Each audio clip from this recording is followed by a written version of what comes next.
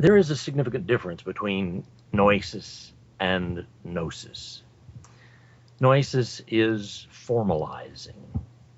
It is obsessed with abstracting from the welter of what can be heard and seen and said and so forth. It abstracts the skeletal schema of things. Gnosis, by contrast, does not draw its insights initially. It eventually develops a counter framework of its own over against that formalizing, abstractivizing, scientizing, academicizing framework, theorizing, etc.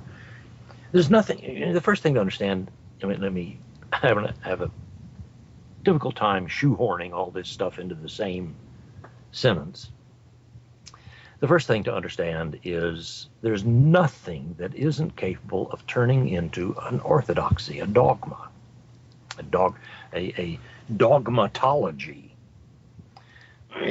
And that means even things that initially had the significance of being critical rationalism or empirical and even heretical science. There's nothing that can't turn into a system of internally self-reinforcing doxa.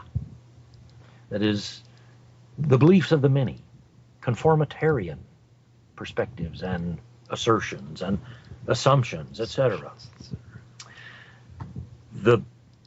Those kinds of motives, the motive of the herd, the motive of wanting company in one's viewpoints, wanting to belong, wanting to say things that one doesn't have to feel fearful or going to provoke controversy.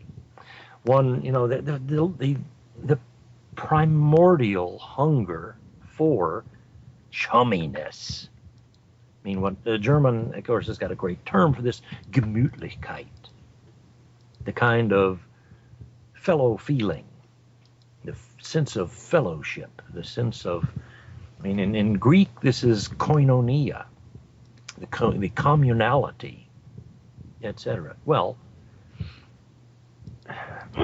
Nietzsche writes out of a primordial sense of not belonging and really not wanting to belong, and even a standpoint of being ashamed of oneself if one should even for a minute weaken and desire to belong.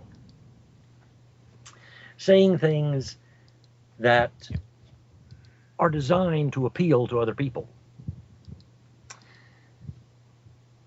is a morally, really even more than morally, it is an ethically corrupt standpoint. It is the quintessence of all rhetoric.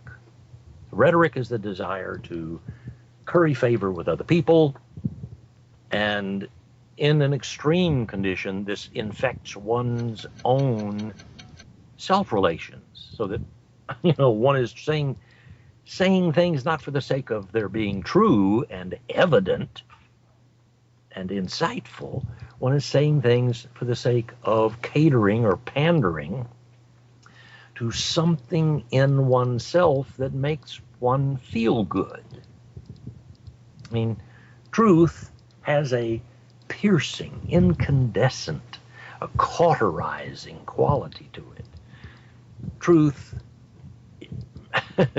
burns its way through all the overgrowth of vegetation and weeds and so forth, the fatty tissues of our subjectivism, our self-favoring orientations.